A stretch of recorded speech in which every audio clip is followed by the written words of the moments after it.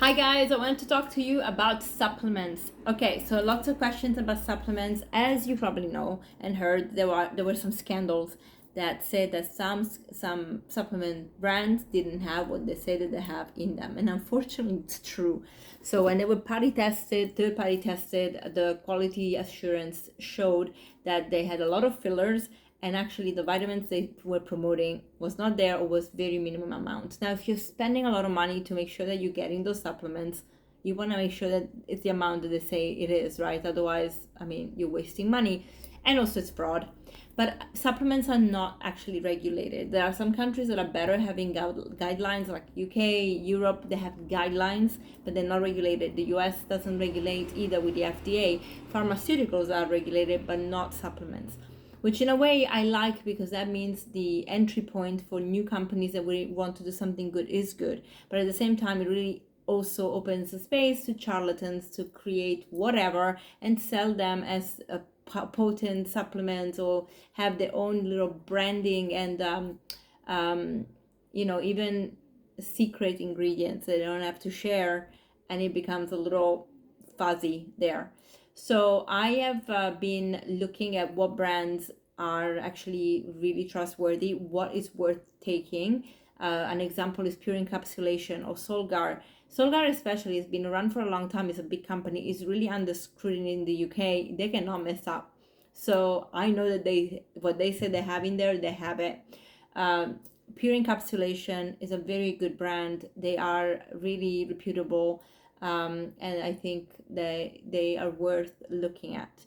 So there are all these kinds of brands that can be looked at. They don't have actually Pure Encapsulation. The packaging is super simple, and they actually don't have marketing really much. So they don't spend money on these things and looking pretty, but they actually invest in having good quality supplements. So that's the first thing, finding a supplement that is actually really good and says what it has. And I am putting together everything in my website, so you will have it, and especially for women, to tell you what you should take and why. Then there is the, should we take supplements? Shouldn't everything come from food? I know that purist approach, which I would love to say yes to, is not always possible. Our food supply, it is what it is. Our food is not the freshest all the time. Of course, I have a farm where I can actually pick up really, really fresh food, and even then, I couldn't not supplement for certain things. As a plant-based eater, I also need to supplement B12, and anybody that is thinking that you don't need to, we need to really talk. Yes, we make some level of B12 in the colon, in the lower intestine. Our absorption of nutrients happens in the small intestine, so up.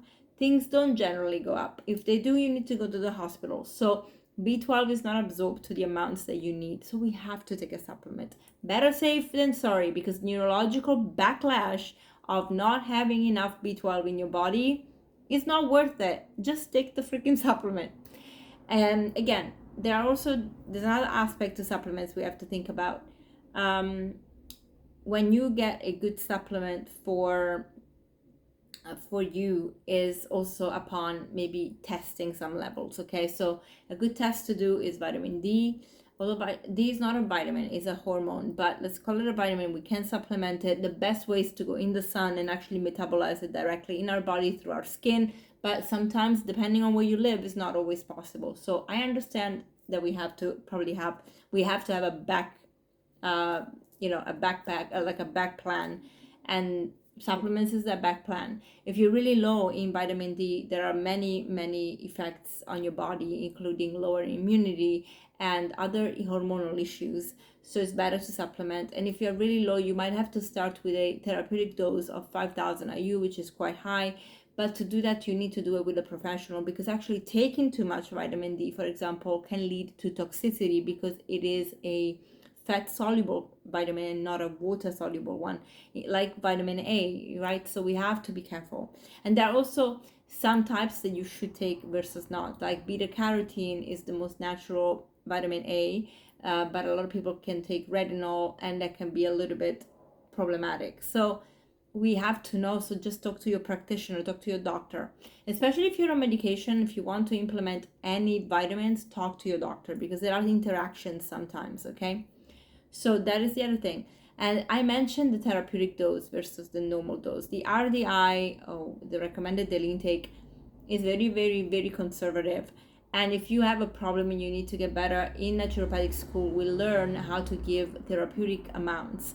And again, don't do it on your own, do it with a professional. So those are the things we think about, right? And so taking a supplement really is a good thing, but you need to know what to take. Also test your omega-3 fatty acid levels, DHA, EPA, because if you are not eating any animal products and you're not converting your ALA into EPA and DHA, you might have some low levels that can affect your cognitive health. Again, losing this is not worth it. So let's supplement if we need to.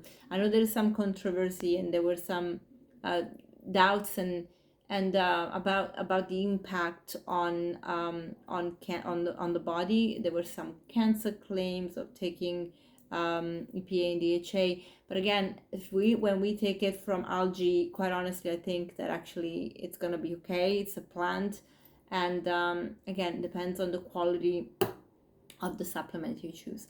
Now, for those of you that know, I have some affiliate with some brands. Every affiliate that I have is brands I personally use.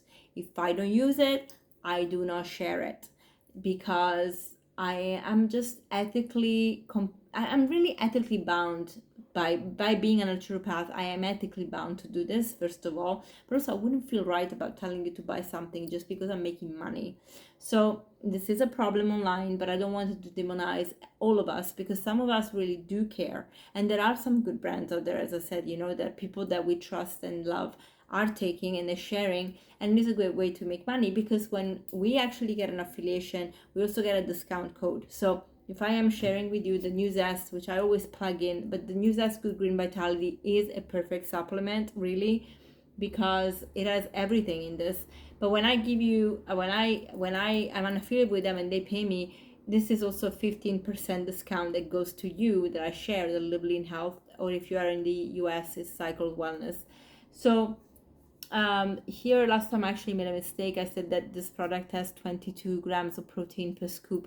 It's not per scoop, it's for 100 grams. The scoop is only 10 grams, so it's 2.2 protein. So it's not a protein powder, but it is a supplement. You can see all of that is in here. I wasn't even joking. I read it on another video. Go check it out. I also want to recommend 38 Terra. This was made by Dr. Dr. Will Boltowitz, with actually Simon Hill. I didn't know, but and they're great. They do their studies. Dr. B is a gastroenterologist. Simon is also a scientist. He has a great podcast, The Proof. So you want to check them out. It tastes amazing. I'm not an affiliate though. I don't have a discount code for them, but Simon does. So you can check it out.